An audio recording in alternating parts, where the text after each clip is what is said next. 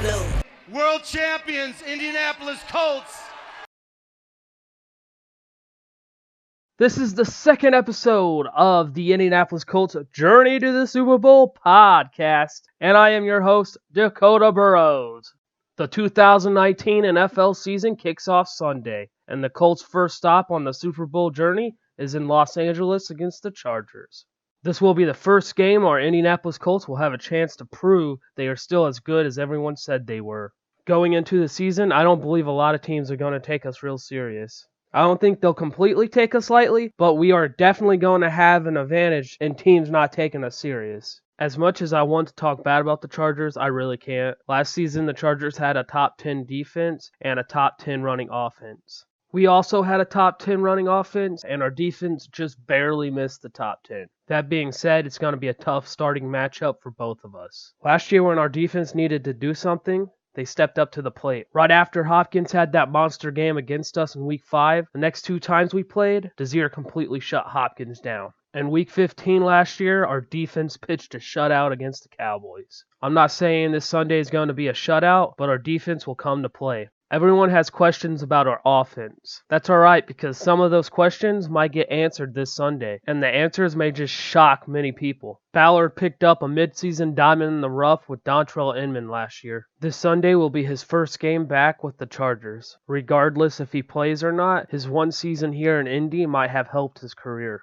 Only playing 9 games last year, he received the ball 28 times for 304 yards with 3 touchdowns. I really enjoyed Inman last year. He made plays when we needed someone to make a play. I wish we had enough room on our team for him, but I'm so glad that we have a depth in wide receivers that we didn't need him anymore. I really hope he succeeds in Los Angeles, though. If our secondary can keep Keenan Allen and Kelvin Benjamin in check Sunday, then we should be just fine. I have all the faith in the world in our running defense, but if we take Melvin Gordon lightly, then we're going to have a long day. Every game, it's normally the same. We normally start off trying to run the ball, but I think this Sunday is going to be a little bit different. I believe we're going to start off trying to pass the ball first, just because it's the first game in the Jacobys era. Don't forget, this is year number 3 in Ballard's 3-year plan. He might not have planned for Andrew Luck to retire, but I don't believe that anything's changed in his plan. I believe Ballard's very intelligent, and he's going to find a way to meet his goal. As long as our defense lives up to the hype they brought last year and our offense continues to improve, we should be able to go far. The Colts waived Matthias Farley right before the last preseason game and traded Nate Hairston to the Jets for a draft pick in 2020 and Evan Boehm to the Dolphins for a draft pick in 2020.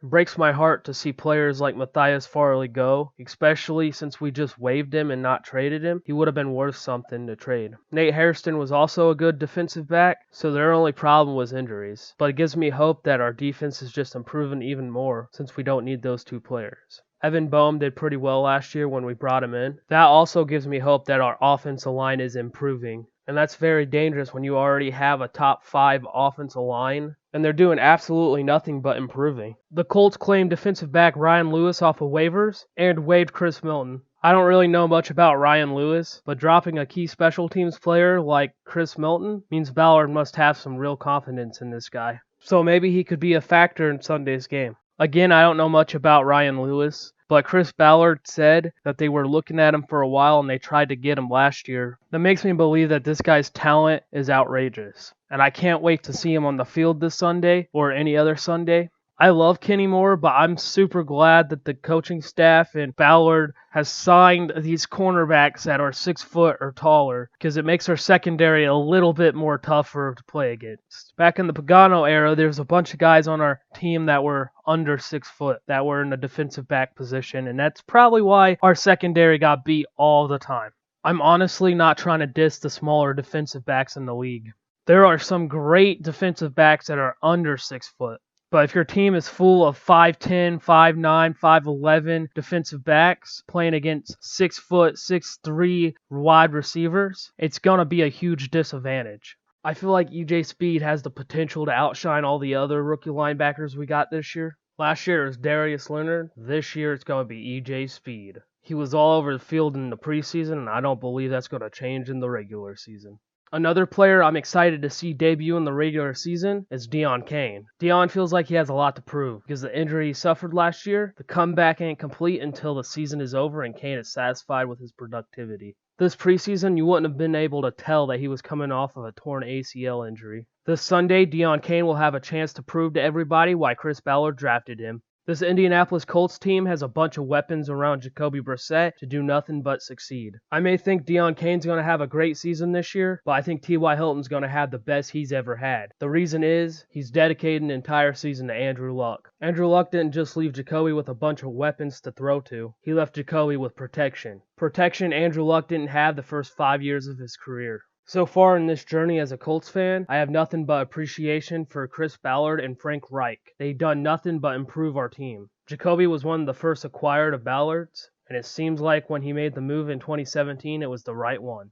Because 2 years later, no one would have thought Jacoby will be starting for our franchise. Even if you're not a believer in Jacoby, you know he's a solid quarterback. The awesome thing about Jacoby, he doesn't cause problems in the locker room, and he has team chemistry better than almost anyone in the league. This offseason, Indianapolis signed quarterback Chad Kelly. At first, a lot of people were upset, and I didn't understand why. We didn't sign this guy to be a franchise quarterback or to be the starting quarterback for our team this year. We signed him to be a solid backup to Andrew Luck, or now in this case, a solid backup to Jacoby Brissett. But people were upset because he had off-the-field issues. I can understand that, but there's a lot of people that clean themselves up. There's a lot of people out there that deserves a second chance. And I honestly believe Chad Kelly is that guy. There's also people calling him trash. Well, obviously he's not, because if you saw the preseason, he looked like a solid starting quarterback. Just talking about the season hypes me up for this Sunday. I can't wait for our team to prove to each and every analyst that jumped on our bandwagon when Andrew Luck was on our team, and jumped right back off when he retired, that we are still as good as everyone said we were. The Colts signed Brian Hoyer to a 3-year, $12 million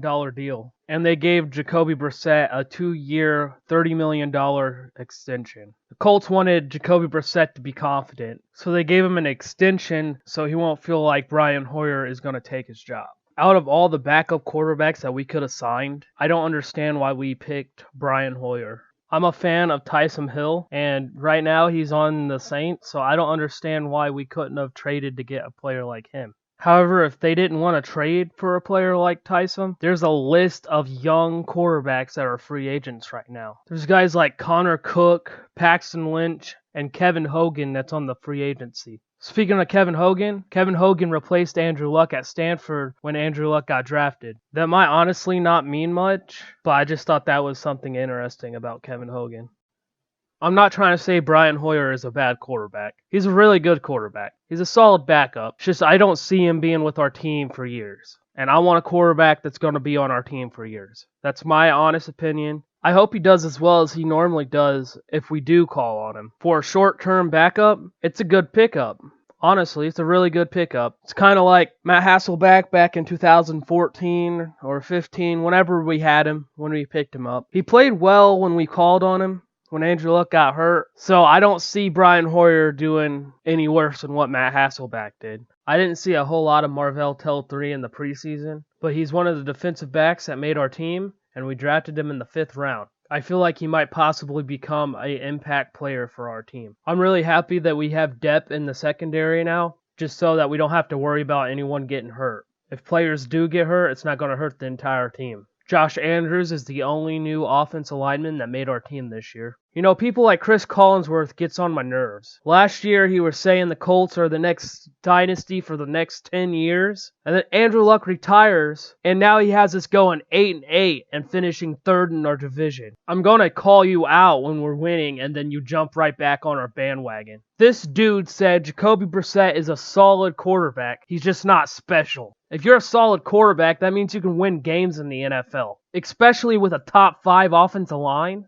And then there's guys like Rich Eisen. After Andrew Luck retired, he specifically said the Colts are going to win their division, with or without Luck. But my problem with him is that to a week-to-week basis, he's against the Colts. He doesn't give the Colts credit, and then he wants to go and jump on their bandwagon. But I guarantee you the first game we lose, he's going to start dissing the Colts, and I'm going to straight up call him out on that too. But I think Rich Eisen may just be lucky. I might not have the chance to call him out. But Chris Collinsworth, I'm definitely going to have a chance to call him out. If he hears me or not, I'm still calling him out. So Dan Hansis from NFL.com had the Indianapolis Colts ranked number 5. And then Andrew Luck retired. We dropped 14 spots. How do we drop 14 spots when we only lost one player? We had a really strong offseason, in my honest opinion. We signed Devin Funches, Justin Houston. We signed Ryan Lewis, and I don't really know much about him, but we'll see in the future. We drafted a bunch of linebackers. This team is just continuing to build. We even drafted a wide receiver. This team is just building, and NFL.com, the NFL analysts, they don't want to give the Colts credit for what they've done so far. They have the Chargers ranked 10th, so this Sunday is going to be a tough game. However, we're going to prove that we're not 19th. We're going to prove that we're in that top 5, like they said. We got a lot to prove this Sunday and every other Sunday just because nobody believes in the Colts. There's a select few that do, but there's also a select few that say they do, but they really don't. They're bandwagoners is what they are. The most criticism I've heard for the Colts is from the fan base. And honestly, I'm probably one of the most optimistic fans you can find. But even if I wasn't, our team is built all the way around. So I don't think there's anything to worry about. Everyone's acting like this is the 2011 season. But I promise you, we don't have Jim Caldwell coaching our team. We can win without a franchise quarterback. And that's only if you don't believe in Jacobys. And this is no longer the Chuck Pagano era. I like Chuck Pagano, but Frank Reich is a way better coach than Chuck Pagano ever was. To give Pagano some credit, Greason wasn't much help. But 2019 is going to be way different than 2017. It's going to definitely be different in 2011. Let's talk more about this Sunday. The Chargers' outstanding rookie from last year, Derwin James, was placed on IR. Adrian Phillips will be replacing him. This guy isn't a bad player by no means, but since their starter is out, Jacoby Brissett might target him. Russell Okakung will also be out. He's one of the Chargers' starting offensive linemen, so there might not be that big of a problem getting to the quarterback on our defensive side. I don't agree with taking teams lightly, especially in the first game of the season and you don't know what to expect. However, the Chargers might have some weaknesses that we can exploit this Sunday. Since the Andrew Luck announcement, AFC South fans have been jumping for joy. I find it quite amusing that Texans, Titans, and Jaguar fans don't think we have a team now. I ran across this Texans fan on YouTube. He was predicting the AFC South records. And before Andrew Luck, he ranked the Colts second, of course, for a biased opinion because he's a Texans fan. And he said that they were going to be 10-6. But this kid also said that Malik Hooker was a disappointment and we needed to get better defensive players. I don't know what the kid was smoking, but he certainly wasn't paying attention to the Colts. He also kind of sounded like he had stuff in his mouth when he was talking. I was being nice to the kid and I was commenting and I was trying to get him to talk to me so we can discuss the season and I can explain to him how good the Colts are. Especially the video he posted after Andrew Luck retired. He said the Colts weren't going to do anything this year. And the only defensive players he was able to name was Justin Houston and Darius Leonard. This kid isn't the only Texans fan that doesn't think that we're going to do anything. But last time I checked, Pierre Desir shut down Hopkins twice last year. Once in the playoffs, and playoffs is where it matters. He's just like any other Texan fan. He doesn't want to talk to us Colts fans because he knows our Colts is better. Our Colts beat him twice last year, once in the playoffs. Alright, I'm done trashing the Texans fans now. Next time I'll give an update on the AFC South. I'll talk more about the game. I'll talk about the good things, the bad things, the pros, the cons. I'll talk about what we're looking forward to, what we're not looking forward to maybe. There'll be more to talk about when the season starts. And the season starts this Sunday, so I'm really excited. Hope you guys are excited as well. Because this is going to be quite a journey from starting 1-5 last year to finishing 10-6 with a wild card victory. I truly believe we're going to win the division this year. And I truly believe if we play as well as we did last year, then we're going to be a team to reckon with. I believe we have what it takes to be the AFC champions this year, possibly Super Bowl champions. If our team stays focused all year long, it's amazing what these guys can accomplish when they're focused and healthy. I'm not too concerned about the depth of the team. I'm still iffy about the secondary, just because every year they get hurt. But this year they've got quality players. If everyone stays healthy, our secondary can do great things. We even got some offensive linemen that might be able to come in and play when and if our offensive line gets hurt. But like any other fan base or team, you want your starters out there. And our starting 5 offensive linemen are the big reason why they didn't allow a lot of sacks last year. The funny thing is, who is the starting 5? I bet you some of our Colts fans can't name all 5. but you can go up to any fan from any fan base, and they won't be able to name all 5. Some analysts might not be able to name all 5. The only ones that most people can name is Ryan Kelly and Quentin Nelson. But you can't forget about Anthony Costanzo. He was drafted in 2011, and he was a part of some of the worst offensive lines that we've ever had. But Anthony Costanzo is a good, solid lineman. And if you don't believe that, then why would Chris Ballard keep him? Chris Ballard came over and we still kept him. So I believe in Costanzo. And then we can look at the overlooked Braden Smith. You want to know when he got drafted? Last year, after Quentin Nelson and after Darius Leonard. Now, all year last year, people argued that Quentin Nelson and Darius Leonard was the steal of the draft. But why don't we talk about Braden Smith? We drafted him after both of those guys. And he proves to be a good lineman. He's a piece of the puzzle that helped our offensive line to be the top 5. Last but not least, Mark Lewinsky. Probably one of the most underrated linemen in the league. One of the most underrated linemen on our team. Mark Lewinsky is a really good lineman, and I like him. I like him a lot. We claimed Mark Lewinsky off of waivers in 2017, and he started majority of the season. After the season-ending injury to Matt Slauson, I'm not sure if Mark Lewinsky was a starter beginning of last year, but when he came in, he balled out and eventually became the starter. I have faith in this entire team. If we get hurt or if we don't get hurt, we got a team that can win it all. Win, lose, or draw, this Sunday can be a hiccup or a glimpse into the future. If you're going to watch the game, I advise you to wear sunglasses because our future is bright. Like, comment, share, and subscribe. I'm begging you. The season is going to be awesome. See you next time.